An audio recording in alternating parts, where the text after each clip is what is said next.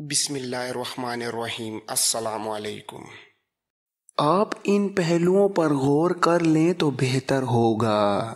ایک یہ کہ خلافت عملاً ختم ہو چکی ہے، جیسا کہ میں نے تمہیں بتایا کہ خلیفہ 11 سال کا بچہ ہے، اس پر 3-4 امراء نے قبضہ کر رکھا ہے۔ یہ امراء صلیبیوں کے دوست ہیں، لہٰذا آپ کو یہ سمجھنے میں دیر نہیں لگنی چاہیے کہ خلافت صلیبیوں کی گود میں چلی گئی ہے۔ اب ہماری فکر خلافت کے خلاف ہے۔ اگر تم خود مختار اور آزاد نہیں ہوتے تو تمہیں خلیفہ کے حکم ماننے پڑیں گے، اور یہ حکم سلطنت اسلامیہ کے لیے تباہ کن ہوں گے۔ کیا ان حالات میں یہ اقدام صحیح نہیں ہوگا کہ میں مصر کو خلافت سے آزاد کر دوں، اور اس کے بعد تمہارا ہر قدم ایسا آزادانہ ہو جو اسلام کی بقا کے لیے ضروری ہو؟ ایک سالار نے پوچھا، کیا آپ خلافت کے خلاف کارروائی کرنا چاہتے ہیں؟ سلطان ایوبی نے جواب دیا، میں نے ابھی فیصلہ نہیں کیا، کل پرسوں تک میرے وہ ایلیچی واپس آ جائیں گے جنہیں میں نے امراء کی طرف بھیج رکھا ہے۔ اگر مجھے جنگی کارروائی کا فیصلہ کرنا پڑا تو گریز نہیں کروں گا۔ ایک حاکم نے کہا، آپ مصر کو خود مختار مملکت قرار دے دیں، ہم 11 سال کے بچے کو خلیفہ تسلیم نہیں کر سکتے۔ صلاح الدین ایوبی نے پوچھا، کیا تم سب مجھے سلطان مصر تسلیم کرو گے؟ تمام حاضرین نے بیک زبان کہا کہ وہ اسے سلطان مصر تسلیم کریں گے۔ صلاح الدین ایوبی نے اسی وقت خود مختاری کا اعلان کر دیا اور مصر کو آزاد مملکت قرار دے دیا۔ اس اعلان کے ساتھ ہی اسے اسی وقت قانون کے مطابق سلطان کا خطاب مل گیا۔ سلطان ایوبی نے کہا، میں امت رسول اللہ صلی اللہ علیہ وآلہ وسلم کا نہیں، میدان جنگ کا بادشاہ ہوں۔ تم نے دیکھا ہے کہ میں صلیبیوں کے لشکر کے درمیان گھومتا پھرتا رہا ہوں۔ میں نے 10 جانبازوں سے 10 ہزار لشکروں کو تہ و بالا کیا ہے، مگر اپنے بھائیوں کے خلاف جنگ کی سوچتا ہوں تو تمام جنگی چالیں ذہن سے نکل جاتی ہیں، میری تلوار نیام سے باہر نہیں آتی۔ مجھے اور تم سب کو یہ دن بھی دیکھنا تھا کہ ہم آپس میں لڑیں اور صلیبی تماشا دیکھیں۔ ایک سالار نے کہا، سلطان محترم، یہ تماشا ہمیں دکھانا ہی پڑے گا، یہ تماشا ہمیں دکھانا ہی پڑے گا۔ اگر اپنے بھائیوں پر الفاظ کا اثر نہ ہو تو تلوار استعمال کرنی ہی پڑے گی۔ ہم میں سے کوئی بھی خلافت کی گدی کا خواہش مند نہیں، ہم جو کچھ کریں گے اسلام کی خاطر کریں گے، ذاتی مفاد کی خاطر نہیں۔ سلطان صلاح الدین ایوبی نے اس سے پہلے 2 ایلیچی دمشق، حلب، موصل اور 2-3 اور ریاستوں کے امراء کی طرف بھیج رکھے تھے۔ اس نے سب کو طویل پیغام بھیجا تھا جس میں اس نے سب کو صلیبی خطرے سے آگاہ کیا اور انہیں متحدہ ہونے کی تلقین کی۔ وہ انہیں اسلامی وحدت کا قائل کرنا چاہتا تھا۔ دونوں ایلیچی واپس آ گئے، کسی ایک بھی امیر نے اس کے پیغام کو قبول نہیں کیا تھا، بلکہ بعض نے مذاق اڑایا تھا۔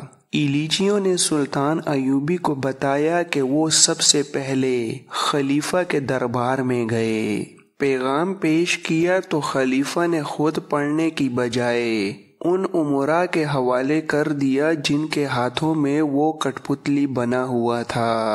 انہوں نے ہی اسے خلافت کی گدی پر بٹھایا تھا۔ ان امراء نے سلطان ایوبی کا پیغام پڑھا، آپس میں خسر پھسر کی اور ایک نے خلیفہ سے کہا کہ صلاح الدین ایوبی صلیبیوں کے خلاف جنگ کا بہانہ کر کے تمام مسلمان ریاستوں کو ایک ریاست بنانے کی سوچ رہا ہے، اس کے بعد وہ اس ریاست کا حکمران بنے گا۔ دوسرا امیر بول پڑا۔ اس نے بھی 11 سال کی عمر کے خلیفہ کو سلطان ایوبی کے خلاف بھڑکایا اور کہا، آپ اسے حکم دے سکتے ہیں کہ جنگ کرنے یا نہ کرنے کا فیصلہ صرف خلیفہ کر سکتا ہے۔ اگر صلاح الدین ایوبی خلیفہ کی حکم عدولی کرے تو آپ اسے معزول کر کے واپس بلا سکتے ہیں۔ مصر کی عمارت کسی اور کے حوالے کی جا سکتی ہے۔ کمسن خلیفہ نے ایلیچیوں کو یہی حکم دیا اور کہا، صلاح الدین ایوبی سے کہنا کہ وہ ہمارے حکم کا انتظار کرے، یہ فیصلہ ہم کریں گے کہ اسلامی وحدت کی ضرورت ہے یا نہیں۔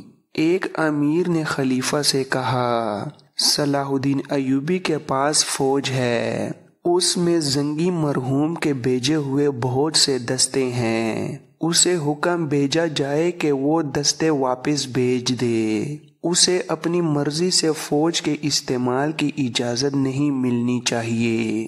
خلیفہ نے حکم دیا، اسے کہنا کہ وہ دستے سوار اور پیادہ جو اسے خلافت کی طرف سے دیے گئے تھے وہ واپس کر دے، اور اب تم لوگ واپس جا سکتے ہو۔ ایک اور امیر نے کہا، اور ایوبی سے کہنا کہ آئندہ خلیفہ کو اس قسم کے پیغام بھیجنے کی جرت نہ کرے۔ ایلیچیوں نے سلطان ایوبی کو بتایا کہ وہ دوسرے امراء کے پاس گئے، سب نے پیغام کا مذاق اڑایا، بعض نے سلطان ایوبی کے خلاف توہین آمیز الفاظ بھی کہے، اور اس طرح ایلیچی واپس آ گئے۔ سلطان ایوبی کے چہرے پر کوئی تبدیلی نہ آئی، جیسے اسے ایسے ہی جواب کی توقع تھی۔ اسے دراصل علی بن سفیان کا انتظار تھا، جسے اس نے خفیہ طور پر دمشق بھیج رکھا تھا۔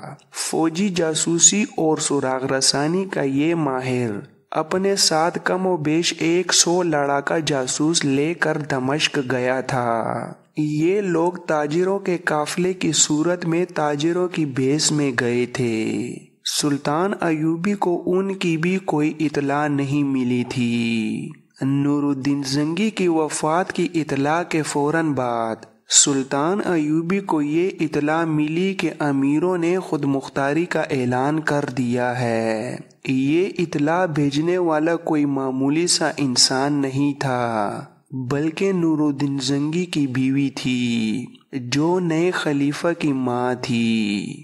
اس نے خفیہ طور پر اپنا ایک قاصد قاہرہ کی طرف دوڑا دیا تھا۔ اس نے سلطان ایوبی کو وہی حالات بتائے جو زنگی کی وفات کے بعد وہاں پیدا ہو گئے تھے۔ اس نے سلطان ایوبی کو پیغام بھیجا تھا، اسلام کی آبرو آپ کے ہاتھ میں ہے، میرے کمسن بیٹے کو خلیفہ بنا دیا گیا ہے، لوگ میرا احترام کرنے لگے ہیں کیونکہ میں خلیفہ کی ماں ہوں۔ وہ سمجھتے ہیں کہ میں خوش قسمت ماں ہوں، مگر میرا دل خون کے آنسو رو رہا ہے۔ میرے بیٹے کو خلیفہ نہیں بنایا گیا، بلکہ مجھ سے میرا بیٹا چھین لیا گیا ہے۔ سیف الدین امیر موصل نے اور دوسرے تمام امیروں نے میرے بیٹے کے گرد گھیرا ڈال لیا ہے۔ میرے خاوند کے بھتیجوں نے بھی خود مختاری کا اعلان کر دیا ہے۔ اگر آپ کہیں تو میں اپنے ہاتھوں اپنے بیٹے کو قتل کر دوں، لیکن اس کے نتائج سے ڈرتی ہوں۔ آپ یہاں آ جائیں، یہ آپ بہتر سمجھتے ہیں کہ آپ کس طرح آئیں گے اور کیا کریں گے۔ میں آپ کو خبردار کرنا چاہتی ہوں کہ آپ نے اس طرف توجہ نہ دی یا وقت ضائع کیا تو قبلہ اول پر تو صلیبی قابض ہی ہیں، خانہ کعبہ پر بھی ان کا قبضہ ہو جائے گا۔ کیا ان لاکھوں شہیدوں کا خون رائگاں جائے گا جنہوں نے سلطان زنگی کی اور آپ کی قیادت میں جانیں قربان کی ہیں؟ آپ مجھ سے پوچھیں گے کہ میں اپنے بیٹے کو اپنے زیر اثر کیوں نہیں رکھتی۔ میں اس کا جواب دے چکی ہوں۔ امراء نے میرا بیٹا مجھ سے چھین لیا ہے، اپنے باپ کی وفات کے بعد وہ صرف ایک بار میرے پاس آیا تھا۔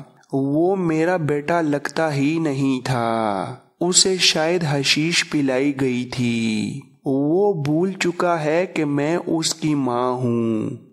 بھائی صلاح الدین ایوبی، جلدی آؤ، دمشق کے لوگ آپ کا استقبال کریں گے۔ مجھے اسی قاصد کی زبانی جواب دیں کہ آپ کیا کریں گے یا کچھ بھی نہیں کریں گے۔ سلطان ایوبی نے قاصد کو اسی وقت واپس بھیج دیا تھا۔ اس نے زنگی کی بیوہ کو یقین دلایا تھا کہ وہ بڑا سنگین اقدام کرے گا، لیکن سوچ سمجھ کر قدم اٹھائے گا۔ قاصد کو واپس بھیجنے کے فوراً بعد سلطان ایوبی علی بن سفیان کو دمشق، موصل، حلب، یمن اور تمام تر اسلامی علاقوں میں جا کر وہاں کا جائزہ لینے کے لیے کہا۔ یہ کوئی سرکاری نوعیت کا دورہ نہیں تھا۔ علی بن سفیان کو جاسوسوں کے انداز سے بہروپ میں وہاں جانا تھا۔ اس کا کام یہ تھا کہ معلوم کرے کہ مسلمان امراء جو خود مختاری کا اعلان کر چکے ہیں وہ کیا ارادے رکھتے ہیں، صلیبیوں کے ساتھ ان کا رابطہ ہے یا نہیں، خلیفہ کی فوج کا رجحان کیا ہے، کیا اس فوج کو خلیفہ کے ایسے احکام کی خلاف ورزی کے لیے تیار کیا جا سکتا ہے جو اسلام کے لیے نقصان دہ اور دشمن کے لیے سودمند ہو۔ اور علی بن سفیان کو یہ بھی معلوم کرنا تھا کہ ان علاقوں کے عوام کے جذبات اور نظریات کیا ہیں اور کیا فدائی بھی خلیفہ کے ساتھ مل گئے ہیں۔ یہ جائزہ بھی لینا تھا کہ سلطان ایوبی دمشق یا کسی اور مسلمان علاقے پر فوج کشی کرے تو وہاں کے عوام کا رد عمل کیا ہوگا۔ سلطان ایوبی کی کامیابی کا راز یہی تھا کہ وہ اندھیرے میں نہیں چلتا تھا۔ اسے جہاں جانا ہوتا اپنے جاسوسی کے نظام کے ذریعے وہاں کے احوال و کوائف، دشواریوں اور خطروں کا جائزہ لے لیتا۔ جیسا کہ پہلے بتایا جا چکا ہے کہ اس کا جاسوسی کا نظام بہت تیز اور ہوشیار تھا۔ اس کے جاسوس جہاں اداکاری اور بہروپ دھارنے کی مہارت رکھتے تھے وہاں وہ ماہر چھاپہ مار، گوریلے اور کمانڈو بھی تھے، اسی لیے انہیں لڑاکا جاسوس کہا جاتا تھا۔ وہ بغیر ہتھیاروں کی لڑائی کے بھی ماہر تھے۔ علی بن سفیان کو اللہ نے جاسوسی اور سراغ رسانی کا وصف پیدائش کے ساتھ ہی عطا کیا تھا۔ اب سلطان زنگی کی وفات کے بعد اسلامی ممالک کے حالات مخدوش ہو گئے اور صلیبی خطرہ سر پر آ گیا تو اسے سلطان ایوبی کے اس حکم کو سمجھنے میں کوئی مشکل پیش نہ آئی کہ ان بدلے ہوئے حالات کا جائزہ لینا ہے اور یہ جائزہ کس طرح لینا ہے۔ اسے معلوم تھا کہ سلطان صلاح الدین ایوبی اس کی لائی ہوئی رپورٹ کے مطابق کوئی کارروائی کرے گا اور یہ کارروائی بقائے اسلام کے لیے بے حد ضروری ہوگی۔ یہاں ہم واقعے کو کچھ دن پیچھے لے جاتے ہیں۔ جب علی بن سفیان قاہرہ سے روانہ ہوا تھا اس نے ایک لمحہ بھی ضائع کیے بغیر اپنے لڑاکا جاسوسوں میں سے کم و بیش 100 افراد کو منتخب کیا۔ انہیں مشن بتایا اور کہا کہ اسلام کی آبرو ان سے بہت بڑی قربانی مانگ رہی ہے اور اس مشن میں انہیں اپنی مہارت کا پورا استعمال کرنا ہے۔ ان 100 آدمیوں کو تاجروں کا لباس پہنایا گیا۔ علی بن سفیان مصنوعی حالات کے ساتھ قافلے کا سردار بنا۔ انہوں نے اونٹوں پر مختلف اقسام کا سامان لاد لیا جو انہیں دمشق وغیرہ کی منڈیوں میں بیچنا اور اس کے بدلے وہاں سے سامان لانا تھا۔ ان کے ساتھ بہت سے اونٹ اور چند ایک گھوڑے تھے۔ تجارتی سامان میں اس پارٹی نے تلواروں اور برچھیوں جیسے ہتھیار چھپا رکھے تھے۔ اس میں آتش گیر مادہ بھی تھا اور آگ لگانے کا دیگر سامان بھی۔ یہ قافلہ رات کے وقت قاہرہ سے روانہ ہوا اور طلوع سحر تک بہت دور نکل گیا۔ کچھ دیر آرام کر کے قافلہ پھر روانہ ہوا۔ علی بن سفیان بہت جلدی منزل پر پہنچنا چاہتا تھا۔ سورج غروب ہو گیا تو بھی اس نے قافلے کو نہ روکا۔ رات خاصی گزر چکی تھی جب ایک بڑی موزوں جگہ آ گئی۔ یہ سرسبز خطہ تھا اور وہاں اونچی نیچے چٹانیں بھی تھیں۔ ظاہر ہے کہ وہاں پانی بھی تھا۔ قافلہ آرام اور پانی کے لیے رک گیا۔ کیونکہ یہ لوگ تاجر نہیں فوجی تھے، اس لیے ان کی ہر حرکت میں ڈسپلن تھا، احتیاط تھی اور ٹریننگ کے مطابق وہ خاموشی اختیار کیے ہوئے تھے۔ اونٹ اور گھوڑے بھی ایسے تربیت یافتہ تھے کہ انسانوں کی طرح خاموش تھے۔ علی بن سفیان نے چٹانوں اور ٹیلوں کے اندر جانے کے بجائے باہر ہی پڑاؤ کیا۔ فوجی دستوں کے مطابق 2 آدمیوں کو پانی کی تلاش کے لیے بھیجا گیا۔ سب نے ہتھیار نکال لیے تھے کیونکہ ان دنوں سفر میں 2 خطرے تھے۔ ایک خطرہ صحرائی ڈاکوؤں کا تھا اور دوسرا صلیبیوں کے چھاپہ مار دستوں کا۔ ان کے یہ دستے دراصل ڈاکو ہی تھے جو مسلمانوں کے قافلوں کو لوٹتے پھرتے تھے۔ 2 آدمی اس خطے کے اندر چلے گئے۔ انہیں یہ بھی دیکھنا تھا کہ یہاں دشمن کے چھاپہ ماروں یا گشتی دستوں نے قیام نہ کر رکھا ہو۔ کچھ دور اندر گئے تو کہیں روشنی کا دھوکہ سا ہوا۔ وہ آگے گئے اور ایک ٹیلے پر چڑھ گئے۔ انہیں بڑی اچھی جگہ نظر آئی جو میدانی سی تھی۔ وہاں پانی بھی تھا، ہریالی بھی تھی اور کھجور کے درخت بھی تھے۔ وہاں 2 مشعلیں جل رہی تھیں۔ ان کی روشنی میں انہیں 6-7 آدمی اور 4 لڑکیاں نظر آئیں۔ بہت خوبصورت لڑکیاں تھیں۔ انہوں نے آگ بھی جلا رکھی تھی جس پر وہ گوشت بھون رہے تھے اور پیالوں میں وہ کچھ پی رہے تھے جو شراب ہی ہو سکتی تھی۔ ذرا پرے گھوڑے اور 3-4 اونٹ بندھے تھے۔ بہت سارا سامان بھی ایک طرف پڑا تھا۔ علی بن سفیان کے دونوں آدمی چھپ کر قریب چلے گئے۔